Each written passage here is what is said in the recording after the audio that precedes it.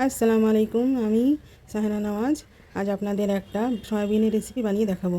সয়াবিনটা গরম জলে কিছুক্ষণ ভিজিয়ে রাখার পর জল থেকে নিংড়ে তুলে নিয়ে তাতে প্রয়োজন মতো নুন, হলুদ গুঁড়ো, লঙ্কা গুঁড়ো, আদা রসুন পেস্ট, ধনে গুঁড়ো ও 2 টেবিল চামচ মতো কর্নস্টার্চ মিশিয়ে খুব ভালোভাবে ম্যারিনেট করে নেব।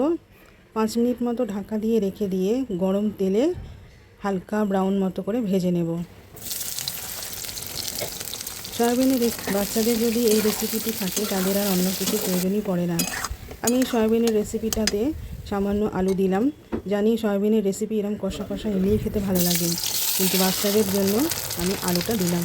আলু ছোটো ছোটো করে কেটে তেলে দিয়ে দেওয়ার পরে সাথে দিয়ে দেবো প্রয়োজন মতো নুন ও কিছুটা হলুদ গুঁড়ো। ভাজা হয়ে গেলে তুলে নিয়ে একটা বড় সাইজের পেঁয়াজ, 2 টমেটো দিয়ে একটা পেস্ট বানিয়ে নেব। এবার ওই তেলে গরম মশলার ফোড়ন দিয়ে পেস্টটা দিয়ে কিছুক্ষণ নাড়াচাড়া করার পরে যখন কালার চেঞ্জ হয়ে যাবে একে একে ওতে সব মশলা দিয়ে দেবো প্রয়োজন মতো নুন 1 চামচ করে, লঙ্কা গুঁড়ো, হলুদ গুঁড়ো, ধনে গুঁড়ো 1 চামচ ও 1/2 চামচ জিরে গুঁড়ো দিয়ে কষিয়ে নেওয়ার পরে মশলাতে আমি ভাজা সয়াবিন ও আলুগুলো দিয়ে খুব ভালোভাবে নেড়ে নেব। নেড়ে নিয়ে কিছু পরিমাণ জল দিয়ে কষাতে থাকবো। তারপর 4 কাপ মতো জল দিয়ে রান্নাটা করতে দেবো। কাসুরি মেথি দিয়ে দেবো।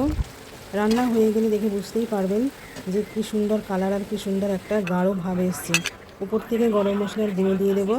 দিয়ে এবারে গরম গরম পরিবেশন করবো। ভাত, রুটি, পরোটা, লুচি সব কিছুর সঙ্গেই ভালো লাগে। ওপর থেকে যদি একটু ঘি ছড়িয়ে দিয়ে দেয় যায় তাহলে কথাই নেই। অনেক ধন্যবাদ।